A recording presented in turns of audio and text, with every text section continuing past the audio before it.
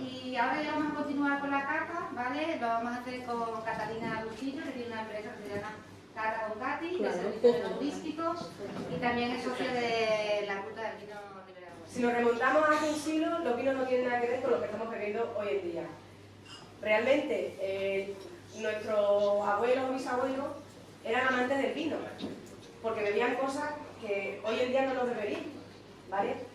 Hoy somos ibaritas, porque tenemos donde elegir una gran cantidad de vinos que encima no tienen defecto. Uno de los productos que él tomaba como aperitivo, o cuando, por ejemplo, se cogía un atasco de comida, que le pasaba a menudo, ¿vale? De que comía demasiado y luego se encontraba enfermo, pues era una bebida que se llamaba Hipocrás.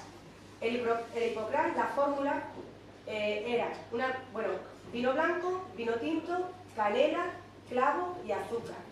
Y se haría un hervor y ya está. Eso también es una forma, yo creo, porque esta bebida, si lo pensamos un poco, son bebidas que son muy parecidas a los vinos calientes que se toman en Alemania, en invierno, a los vinos calientes que se toman en Francia. También yo vi en el libro que también se podían aderezar con fruta. O sea, que sería nuestra sangría, lo más parecido a nuestra sangría. Es un clarete, ¿vale? Va a ser un vino semidulce o dulce. En la época, por supuesto, no se filtraba. O sea, nunca podemos esperar que un vino sea transparente ni brillante. Y bueno, con un color clarete, más oscuro, menos oscuro, también dependiendo de los vinos.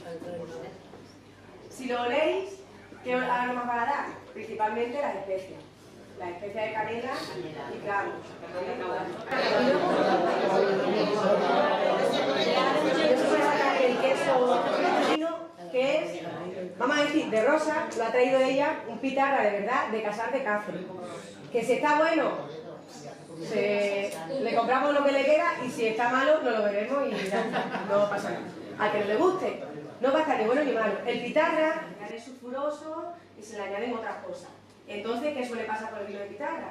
Pues que cuando llega la primavera o el veranito suelen pasar dos cosas: o refermenta, ¿vale? Porque suele haber azúcar residual, o sabinagra. El vino de pitarra le añadimos sulfito o le añadimos alguna cosa más para que el vino sea como hoy se hace, ya deja de ser un vino pitarra. El vino de pitarra es el que nosotros hacemos con los amigos, y sobre todo en la zona, pues así de ¿vale? Si, no sé, aquí, en mi zona, por ejemplo, en la zona de Almendalejo, Ribera, Borracho, la uva que se coge es la uva de rebujo, la que hay después de la vendimia.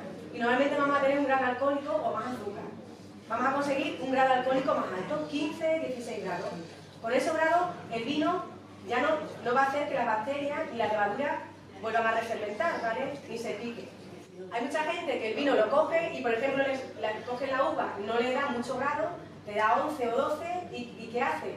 Le suelen añadir, bueno, se añade de todo, ¿vale? Yo en mi pueblo hay uno que le añade siempre un cachito de chorizo, dice que le funciona. Un jamón, ¿vale? Porque si se añade, cuando tenemos un vino en depósito hoy en día, ¿qué se le añade para clarificar el vino?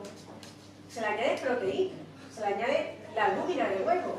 Entonces, si le añadimos proteínas en carne, pues eso también tiene su poquito de sentido. Un magnífico grupo de almendralejos, si no recuerdo mal, a Isabel, a Cata o Cati, por haber hecho posible esta actividad cultural, que yo creo que es inédita en Cuacos. Nunca antes, yo por lo menos no recuerdo, sé que aquí en la abadía se ha hecho alguna cata, pero a nivel más particular, pero algo que fomente y patrocine la Diputación de Cáceres, que gracias a la Diputación es esto posible, así como a la denominación de origen Ribera de Guadiana. Muchísimo, quizás hace muchos años que no tenga que ver esto nada, un curso de setas, y digo yo, como no sabía nada, pues todo lo poco que aprendí un mogollón. Pues aquí es un poco igual, es que no tenía ni puta idea, con perdón, de este asunto, y me he quedado alucinado de los colores, de los olores, de los entrantes, de cómo te queda la garganta. Hemos aprendido, yo creo, todos un montón. Caliente, no me gustaba nada el vino, todo lo contrario, me gusta frío.